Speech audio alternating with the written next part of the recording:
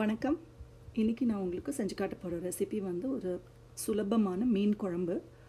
இதுக்கு தேவையான பொருட்கள் பார்த்திங்கன்னா வெங்காயம், தக்காளி, பச்சை மிளகா, ஜீரகம், கருவேப்பிலை, இஞ்சி, பூண்டு இது எல்லாத்தையும் நீங்கள் வந்து மிக்சியில் போட்டு நல்லா அரைச்சி எடுத்து வச்சுக்கோங்க. இப்போ வந்து நீங்கள் எண்ணெய் சட்டி வச்சுட்டு அதில் கடுகு, அதுக்கப்புறம் வெந்தயம் இது ரெண்டையும் போட்டு நீங்கள் தாளிச்சிக்கோங்க.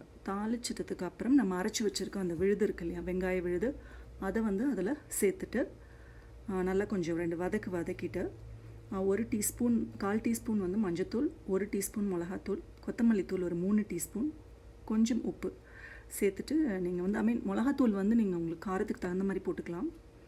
போட்டுட்டு நல்லா வதக்கிட்டு நீங்கள் என்ன பண்ணுங்கள், அதை மூடி போட்டு ஒரு 5 நிமிஷம் வந்து நல்லா அந்த பச்சை வாசம் போகிற வரைக்கும் நீங்கள் சமைங்க. இப்போ 5 நிமிஷம் ஆயிடுச்சு.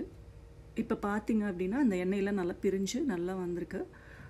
இப்போ இந்த சமயத்தில் நீங்கள் வந்து நல்ல ஒரு எலுமிச்சம்பழம் சைஸ் அளவு புளி நல்லா கரைச்சி அதில் நீங்கள் சேர்த்துருங்க. சேர்த்துட்டு கொஞ்சமாக வந்து ஒரு 1/4 டம்ளர் தண்ணியும் ஊற்றிக்கோங்க. ஊற்றிட்டதுக்கு அப்புறம் மூடி போட்டு ஒரு 5 நிமிஷம் நல்லா வந்து கொதிக்க விடுங்க. கொதிக்க விட்டுட்டு நீங்கள் என்ன பண்ணுங்கள், அதை ஒரு கிண்டிட்டு திருப்பியும் அதை மூடி போட்டு ஒரு 7 நிமிஷம் நல்லா ஒரு மீடியம் ஃப்ளேமில் வந்து நல்லா கொதிக்க விடணும் அந்த குழம்ப.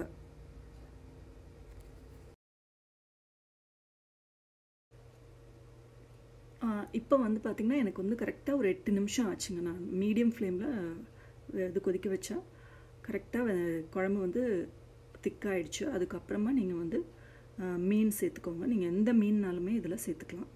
மீன் போட்டதுக்கப்புறம் கரெக்டாக வந்து 7லேருந்து ஒரு 8 நிமிஷம் வரைக்கும் போட்டிங்கன்னா போதும். கரெக்டான பதத்தில் அது வெந்திருக்கும் மீன். ஏன்னா ரொம்பவும் ரொம்ப வேக விட்டிங்கன்னா அது குழஞ்சிரும், மீனெல்லாம் தனித்தனியாக வந்துடும். ஸோ எப்பயுமே மீன் குழம்பு வைக்கும் போது கரெக்டாக 7லேருந்து 8 நிமிஷம் மீடியம் ஃப்ளேமில் வேக வச்சிங்கன்னா கரெக்டாக வெந்துடும். இப்போ இது வந்து முள் இல்லாத மீன், அதனால நான் வந்து 7 நிமிஷம் வச்சேன். நீங்கள் முள் இருந்துச்சுன்னா ஒரு 8 நிமிஷம் வைக்கலாம். அதுக்கப்புறமா கடைசியாக வந்து நான் எப்பயுமே கொஞ்சம் வெல்லம் சேர்ப்பேன் அதில். ஸோ ஒரு 1/4 டீஸ்பூன் வெல்லம் சேர்த்துக்கிறேன். இப்போ இந்த மீன் குழம்பு ரெடி ஆயிடுச்சு.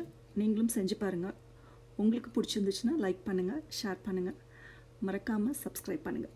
நன்றி.